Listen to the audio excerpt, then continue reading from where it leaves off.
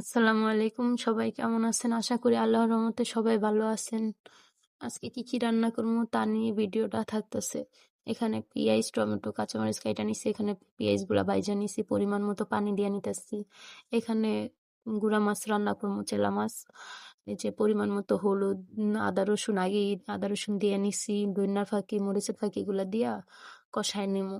আসলে মসলাটা কষাইলে ভালো লাগে তরকারিটা। মাছের ওরকম গন্ধ আয় না। মসলাটা কষায় নিয়া তারপর মাছগুলা দিয়া দিমু। তো মাছ মসলা মসলা টসলা দেওয়া শেষে এখানে মাছও কষায় নিতাছি। কতটুকু গরম পানি দিয়া দিলাম। এখানে মাছটাও নামায় নিমু, ধন্যপাতা দিছি। এই তো আজকে পেঁয়াজগুলা কাইটা নিছি, রসুন কেটে নিছি। এই যে টাকি মাছগুলা বাইজ্জা নিমু, টাকি মাছের ভর্তা বানামু। আজকে চিংড়ি মাছের ভর্তা, টাকি মাছের ভর্তা বানামু। ধন্যপাতা আচরণ না করা ছাদের থেকে ধন্যপাতা নিয়ে এসে আমার শাশুড়ি। এখানে মাছগুলা উল্টায় নিতেছে। মাছগুলা কড়া করে বাইজা নিছি, কারণ ফ্রিজে কয়েকদিন আসলো। মাছগুলা কড়া করে না বাজলে একটা গন্ধ ব্যাপার। চিংড়ি মাছগুলো বাইজা নিছি, খোসা ছাড়াইয়া চিংড়ি মাছগুলা বাইজা নিমু, বাইজে ভর্তা বানাই নিমু। আসলে চিংড়ি মাছের ভর্তা আমি আগে কখনো বানাই নাই, আজকে প্রথম বানাইলাম। এই যে টমেটো গুলো বাইজা নিছি, এই টমেটো গুলা চিংড়ি মাছের ভর্তায় দিই। মাছগুলো অল্প আছে, ওই যে চটচটিতে দিছিলাম কয়েকটা টমেটো বাইচা, আসলে এগুলা দিয়ে দিছি। এখান দিয়ে আগে চিংড়ি মাছের ভর্তাটা বানাই নিতেছে।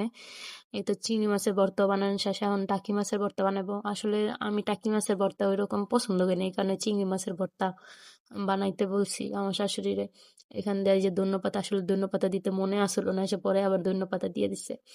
কার কার টাকি মাছের ভর্তা পছন্দ কমেন্ট করে জানাবেন। আমি আবার পাডা পুছা করা ভাতও খাইছি। আমার ভর্তা বানাইলে পাডা পুছা না ভাত খেলে ভাল লাগে না।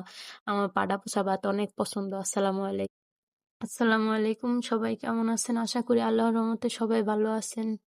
আজকে কি রান্না করবো তা নিয়ে ভিডিওটা থাকতেছে। এখানে পিঁয়াজ, টমেটো, কাঁচামরিচ কাইটা নিছি। এখানে পেঁয়াজগুলা ভাইজা নিছি। পরিমাণ মতো পানি দিয়া নিতেছি। এখানে গুড়া মাছ রান্না করবো, চেলা মাছ। এই যে পরিমাণ মতো হলুদ, আদা রসুন আগেই আদা রসুন দিয়ে নিছি। ধইন্যার ফাঁকি, মরিচের ফাঁকি এগুলা দিয়া কষায় নিমু। আসলে মসলাটা কষাইলে ভালো লাগে তরকারিটা।